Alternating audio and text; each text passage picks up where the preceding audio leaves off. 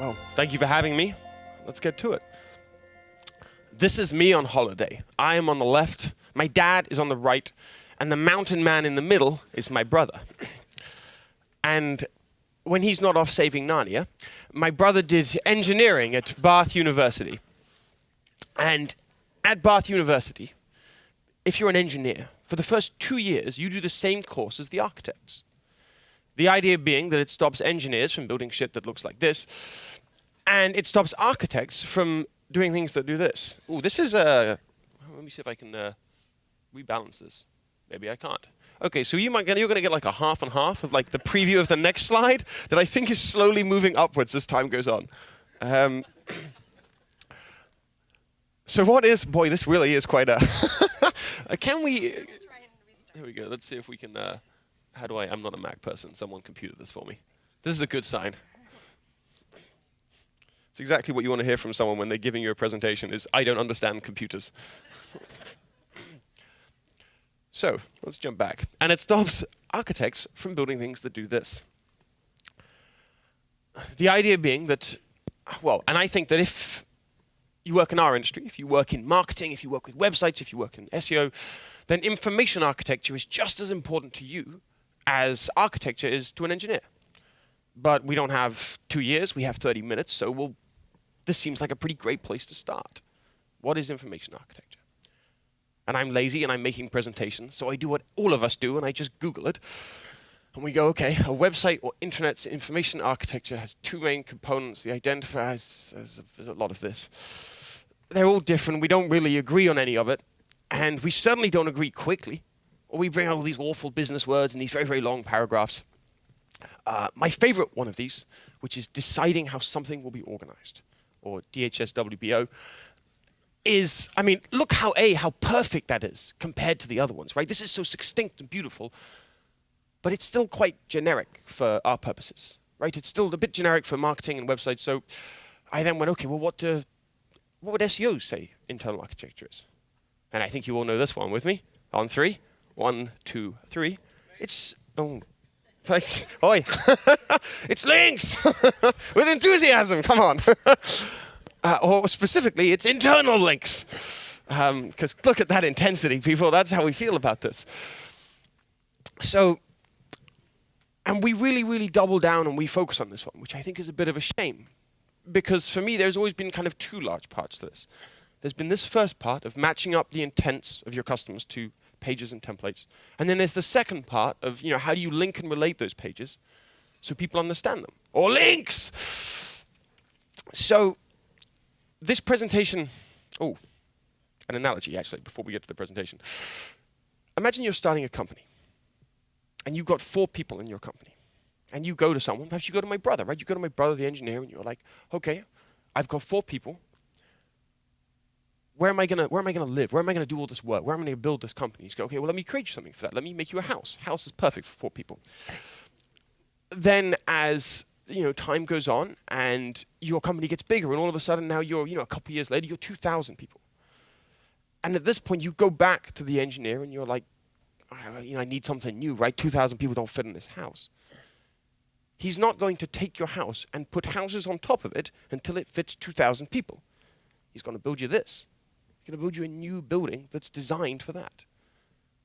Only that's not how we build websites. We do this. Well, we take this building and we just stack bits on it, right? And we've got like a blog over here and a landing page up there and there's a community off to the side. And then we just hope, we'll link this all together. We'll put corridors between these buildings and it will make sense. Google will understand it. Of course it doesn't make sense. It's a fucking stupid building. No, clearly this is never going to make any sense.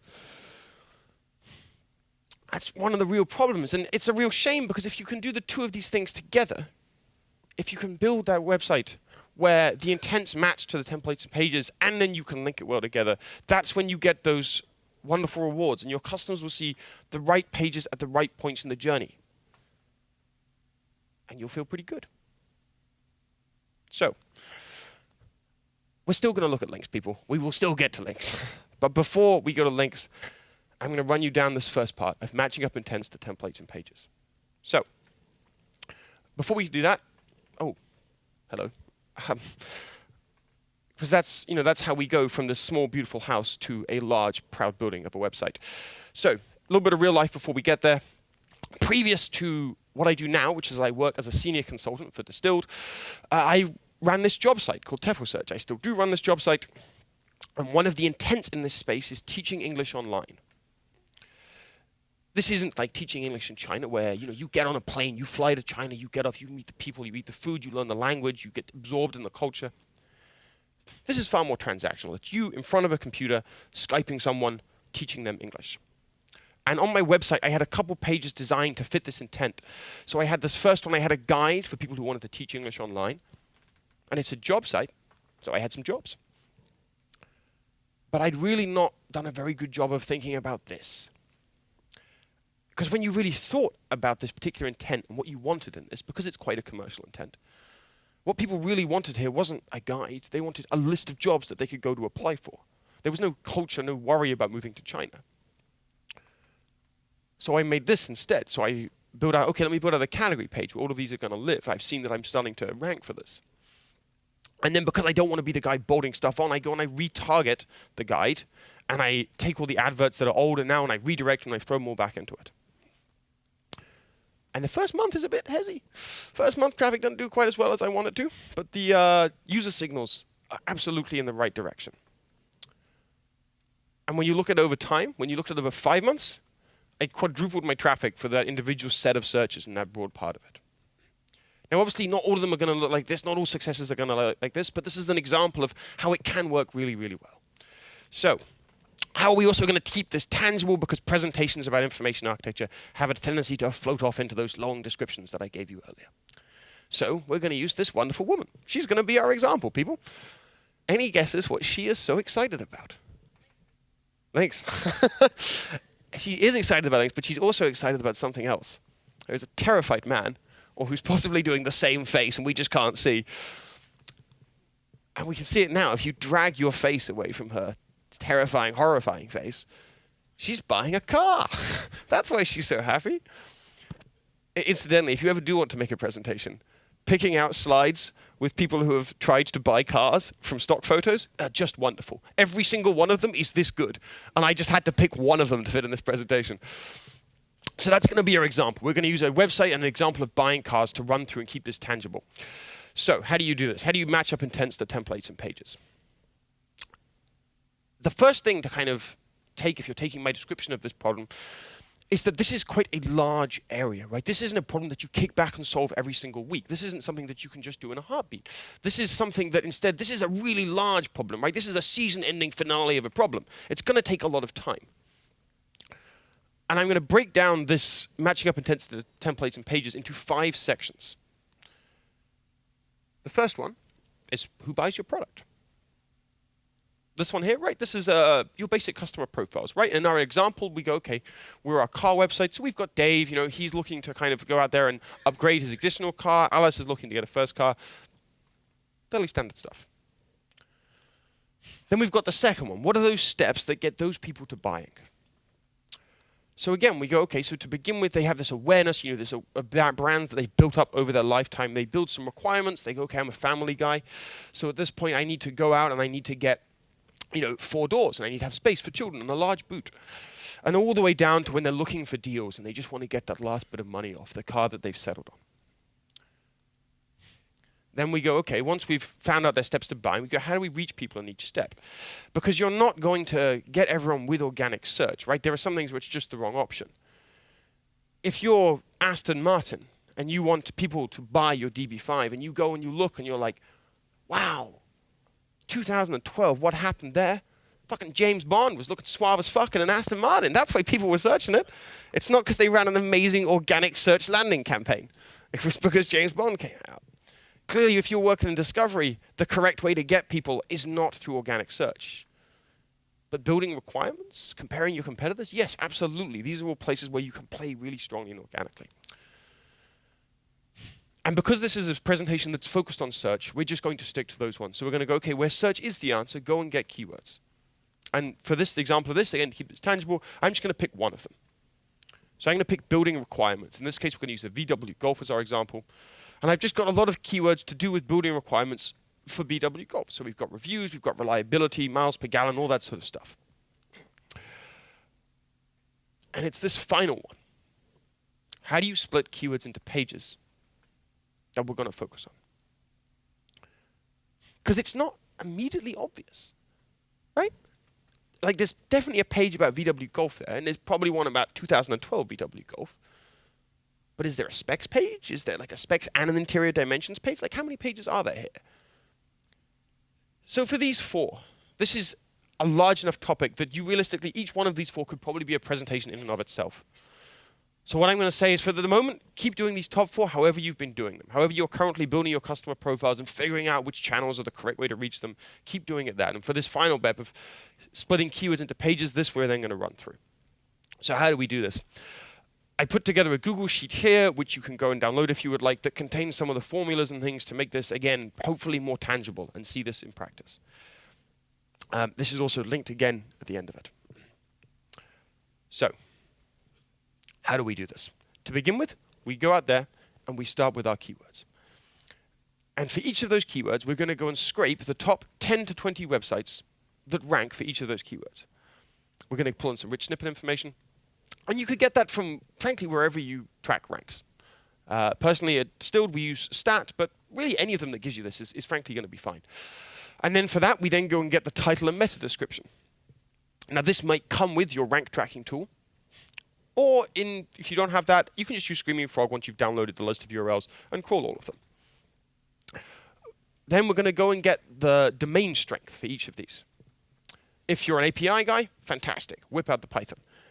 If you're not, then URL Profiler is a really, really nice way for us technical people to kind of pull through that and just download it with a nice user interface where you can put in a CSV. Finally, our final piece of data gathering is we're going to go to our current website and we're going to get all the existing templates.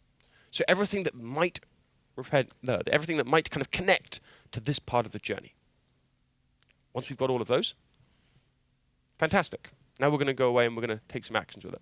The first step actually is we're going to completely ignore all of that data and we're going to try and take a punt at grouping these keywords semantically. So we're just going to go, logically. If we were to look through these keywords and we go, how many pages should this be? And I'm going to go, okay, maybe there's like a review page, VW Golf review. There's probably a specs page here. It contains my interior dimensions, my trunk size, all that sort of stuff. There's a 2012 version of those pages. That's just kind of logically I'm going through. That's obviously quite easy if you're just doing that for this small number of keywords like I've done there. If you want to do this at scale, it's a little bit harder. There are broadly some very reasonable tools for going out there and doing this sort of thing. The first one is Mr. Evil Jono, who will be talking to you later on today, built a tool called the Term Tagger that was designed to mass categorize keywords. But there are plenty of APIs as well. Things like IBM Watson or Google Cloud has a natural language API that are worth tooling through. And if you don't like any of those technological solutions, just hire a bunch of interns and make them do it by hand. Either way, you end up with a bunch of keywords that are grouped semantically. What do we do next? So we take these semantically here groups and we go, okay, we're going to assign these to the pages. So we're going to go, okay, our specs pages assigned this certain group of keywords. And off the back of that, we're going to end up with some pages that either we're going, we already have these pages, but they need to be retargeted based on these keywords we've pulled. Or we go, we need to create some new ones. And now finally at this point, we're going to go work with all this data that we spent all this time pulling. So what do we do now? We're going to look for each of those keywords at what is Google showing for that keyword. What types of pages does it show? So in this example here, I've taken the keyword VW Golf Dimensions, and we've Googled it, and then we're looking at it and going, what websites rank for VW Golf interior dimensions? And I said specific for each of these, because each of these websites is specifically about interior dimensions. If you look at the title tags, they are almost all specifically about dimensions and sizes. So we go, okay, that's really interesting. What if we pick another one? Let's pick VW Golf Reliability. Now again, we have a lot of specific pages. There's one general one. There's the Telegraph sitting in the middle, a very, very strong brand. But for everyone else, all of these pages are specifically about the reliability of a VW Golf. But what if we pull something else? If we pull 2012 VW Golf Reliability, now they're all general. Now all of these pages they aren't specifically about reliability for the 2012. They're just about the 2012. So based off that, we're going to get a good feel for how specific this intent is and how well does Google match to this intent. If you're doing this again at scale and you want to figure out what actually ranks for each of these and you want to build this, then the easiest way to do this is to look for the occurrence of the terms of the keyword in either the URL or the title or the meta description. That's a nice easy thing to do in Excel. In Excel you do it with array formulas. In Python you could do it with really whatever. There's an example of that in the Google Sheet if you want to see kind of exactly what that looks like. But that's going to allow you to take all of this information and average it down for each keyword to get roughly an idea of how specific that intent is. And we're going to end up with this 2x2. So on my y-axis we have, am I stronger than my competitors or am I weaker than my competitors? And on my x-axis I've gone, okay, is my SERP general or is it specific? We can go, okay, on the right-hand side, if I am stronger than my competitors and the SERP is specific, great, I can go specific and I'll probably do reasonably well as long as I don't create something totally shocking. On the bottom hand, if we go, okay, my SERP is specific but I'm weaker than my competitors, I still have to kind of go specific, but I just won't be able to support as many pages because my site is not as large or authoritative. It goes back as well as forwards. For my third one, if my SERP is general and I'm stronger than my competitors, I can kind of do whatever the hell I want. I can get away with general, or I can do specific, and I probably have enough authority to push Google in the right direction.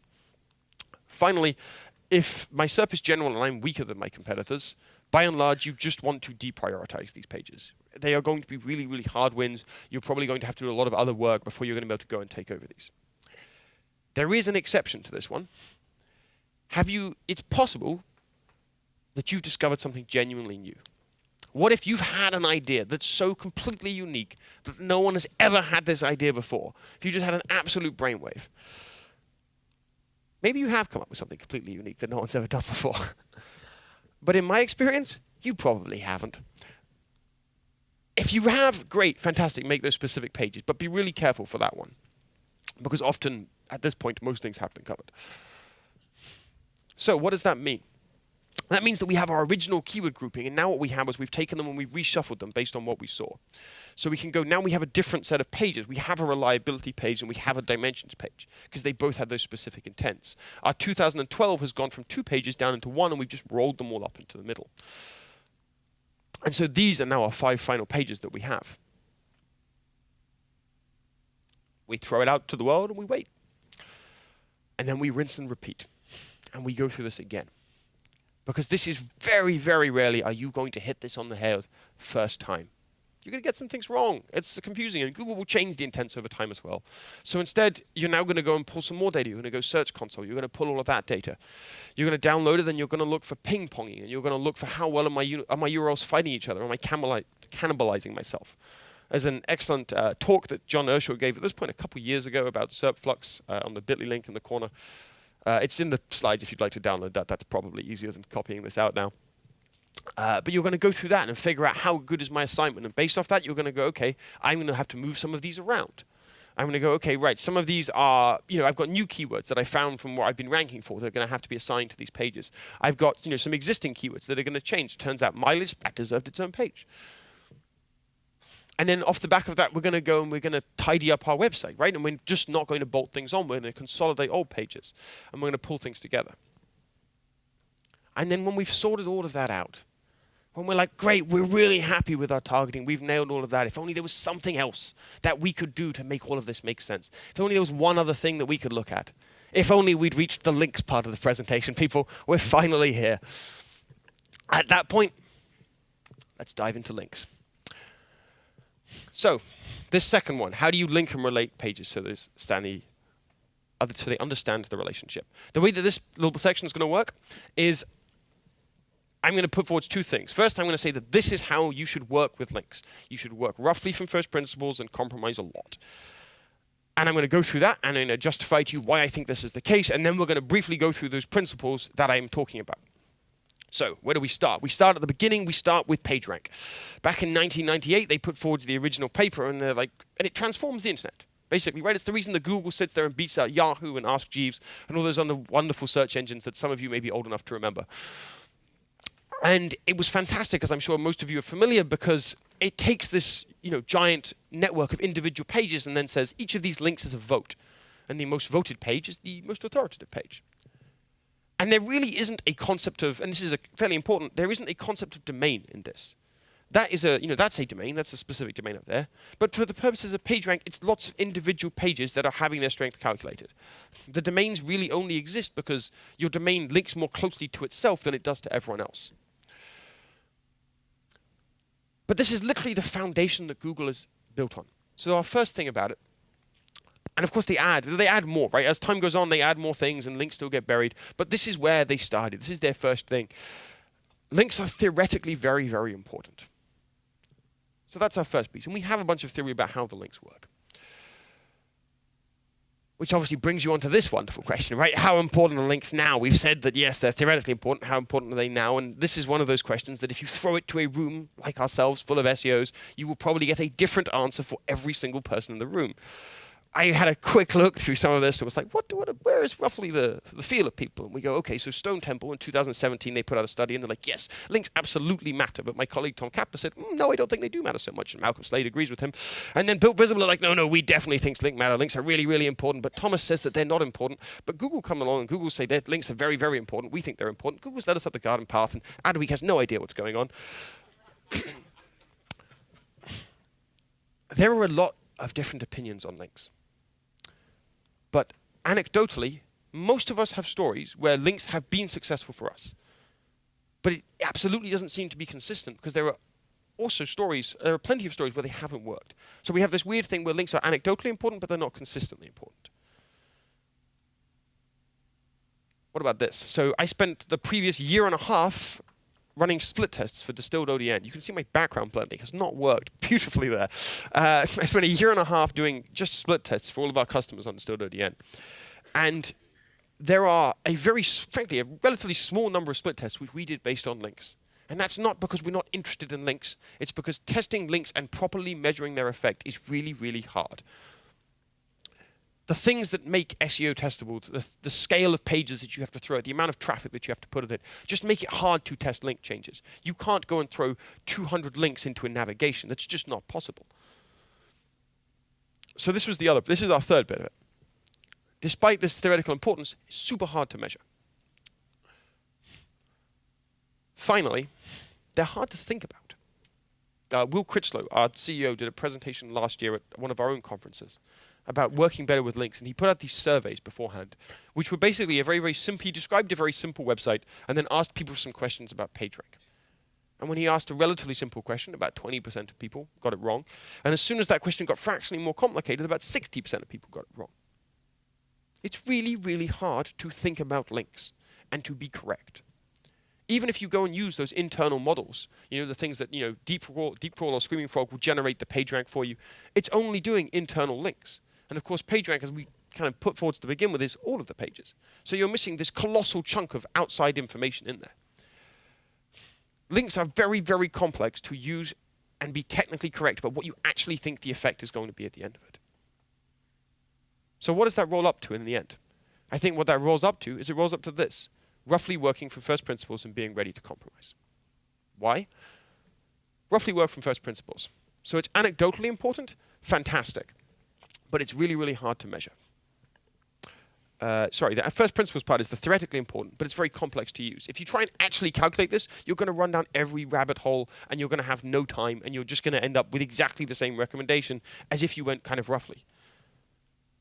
And you've got to be ready to compromise because this is brutally hard to measure, and most of your evidence is going to be anecdotes. The second that irritating developer turns up and is like, oh, well, 3 more users bounced when we use the links, or this is going to add a lot of dev time, that's it, people. This is going to be a hard argument to win because you're not going to have those genuine numbers. You could lie. I'll take it or leave it. But if you're actually going off what you can properly calculate, you're going to be throwing anecdotal evidence at people. So that's how I think you should work with links. What do I think roughly are principles that are worth working with links from? I think I have 5 minutes left. So first one, aim for a shallow pyramid.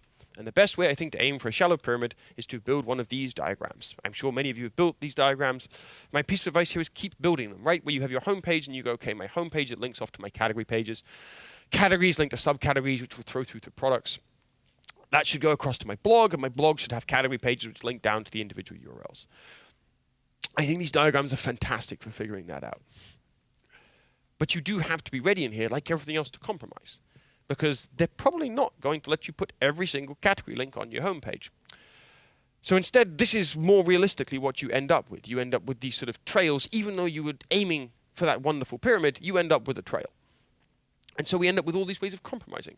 Two of the more popular ones for this, for larger sites, are doorway pages. On the right-hand side of this picture is the page that ranks on Wikipedia for geography. It's their Wikipedia article on it. And on the left-hand side is their geography portal. This is what Wikipedia linked to. This is what's on their homepage. It's not designed to rank, but it is designed to flow and show the structure of it. You're going to have to put these doorway pages in when you get to that large size. That's one of the compromises you're going to have to make. Relative lavs are another fantastic compromise. Take a look at this kayak one. If you're on hotels in London, then there are other relative links in the nav are going to be car hire in London. It's going to let you do all of the different locations parallel rather than trying to stack them all up to begin with. These are compromises that you're going to have to make. But by and large, these I think are the way to do it. At this point, what a lot of people have come and asked me is they've gone, what about these, Dom? What if I just mapped every page? Wouldn't that be better? Wouldn't I get more insight if I did this? The first problem with these is that only the first path is shown. So the first page that's crawled to and landed on, that's what appears. And it means that you don't see these second-order links. If I put some second-order links on this picture, you can agree now that this website is telling a different story to what it was previously. It's no longer the same website between here and here. Of course, at this point, some people turn around to me and they go, what if... Okay, that's great, Dom. What if you mapped all the links, though? Right? Wouldn't that help? What if you took all those links and put all those on a graph? And you'd get some wonderful insight, wouldn't you? I mapped all the links for one of my clients. And look how much I've learned. They have a website. There are occasional cases where these can be really insightful and they can help you. Simon Cox has posted a couple interesting ones from Sitebob on his Twitter. This is an example of a black hat site that's doing some clever cloaking and fuckery. But by and large, you need to know when these are useful, and in my experience, the honest answer is not very often. Our second principle, don't have dead-end pages. We're going to speed up ever so slightly here, people, because I can see that clock running down. So not having dead-end pages, you have almost certainly come across this. This is the idea that if we take a website, we remove all the templated links, and we go, great, these two here are our dead-end pages. The classic example of this is a 404 page, where we go, fantastic. All of our articles, when things go old, we have loads of links pointing to 404 pages, but it's a dead end. It's just got nothing on it. A better example of this is something that HubSpot do. They're normally quite on top of things. If you do instantly looking for a good example site, HubSpot is often a pretty good place to turn to. They've put links in here. So all of that dead-end equity is going to move in and then be able to flow off somewhere else. Third principle, use anchor text, people. When you can, use it. Again, I can't justify it. We're on principles. Just use it. Moving on. Link topics together. You've probably come across this one. It's sometimes called topic clustering. It's called siloing. I think Bruce Clay first talked about it in 2005. The idea of it is this. If we take our VW Golf example, we have the review page, and we have all of these satellite pages where we have reliability specifications, the dimensions. And all of these things are going to cluster together, and we're going to interlink all of them. Then when we have BMW and we throw that in, we're going to get a second cluster, and we're going to throw them all in. Again, at this point, I would just recommend going and look this up. I've skipped a vast amount of detail on this, but it's well worth going and look into, and it is a principle worth following. And then the final one that I'll spend my time doing is trying to not link to indexable URLs. So it's this idea. All indexable pages should be unique landing pages. Or we're going to PageRank sculpt people. Hooray! So how are we going to do it? Incidentally, I realize most people can't tell this. I spent forever trying to find a statue that looks like Hugh Laurie. This is the best that I could find. It's kind of there. So it's this principle here. Google changed how Nofollow works. If we have this page here with 10 PageRank, initially what would happen is when you linked from this page with nofollows, 50% would go to page 1 and 50% would go to page 2. And then they changed it in like 2009 or something, and they changed it to this to prevent people from PageRank sculpting, which is now the bottom half. When you nofollow a link, sends 0% of the equity through it. So that means that you can't just nofollow all the links that you don't want to get to. Incidentally, this is entirely about authority, and it's not about crawling. So what do we want to avoid linking to? We want redirects, blocked URLs, non-canonical ones, that typically means parameterized ones, and no indexed URLs. Some of these are just manual work where you're just going to try and avoid the redirects. Some of these are ones where you're going to have to go and do a little bit more work. The first thing we do is we alter links. So if we take a URL like this, I'm speeding up people, I apologize because I'm tight on the time. If you want to do this, this is a common thing that you'll see. People will use loads and loads of parameters. People use parameters because they want to pass information from one page request to another page request. That's by line large the function of a parameter. Parameters, however, generate extra URLs. They may be linked to non-canonical URLs, so you need a better way to pass information across requests. And by and large, these are 3 very respectable ways to pass information across a request. They are going to be different, and different ones are going to meet your requirements in different situations. Go and look up all of them. The first one is obviously putting in hashes. That will not generate an extra page. The second one is cookies. I'm sure we're all familiar with GDPR and the cookie wonders. Third is local storage and session storage. These are there's a bunch of technical reasons about why they are ever so slightly different, and your developer will probably know which is the correct one for these situations. But by and large, these are all 3 places that your developer can store information that is not a parameter, and you should try and get them to do it. If you can't, then you're going to remove links. 1, just put less links on the page. Job done. You won't do that. So you could also put them for anonymous users.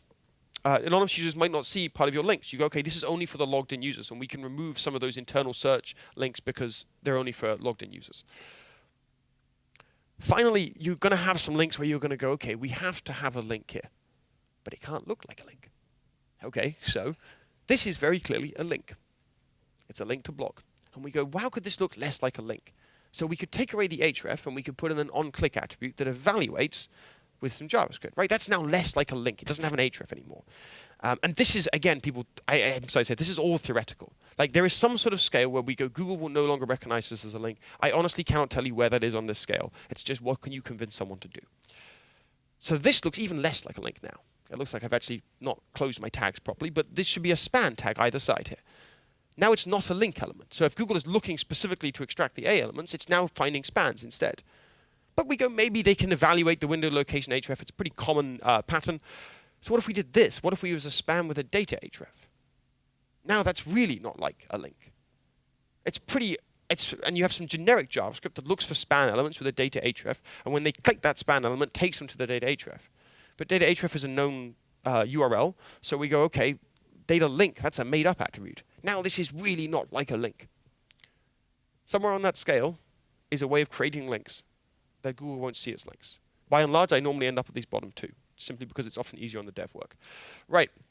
People, those are the 5 principles that broadly I find myself working from. There are a couple other things, but by and large, this is it that I'll roughly work from. And so, in summary, this is not a 1-month win. This is a slow win. This is a win that takes time. You are not going to turn up next week and nail it by the week after. You are going to take months at this. 2, but there are still things that you can do next week. Go and take these 5 things. Make sure that you've got the first 4 of them. Do them however you're doing. But for the bottom one, take this new process that hopefully I've given you. At least give it a shot. Secondly, take these principles. Go run through these and reevaluate the linking of your site once you're happy with how everything's structured. And finally, if there's one thing that you should take away from this presentation, if there's one thing to go home with, go and watch House, guys. It's a wonderful television show, up to about season 5. And then it goes downhill.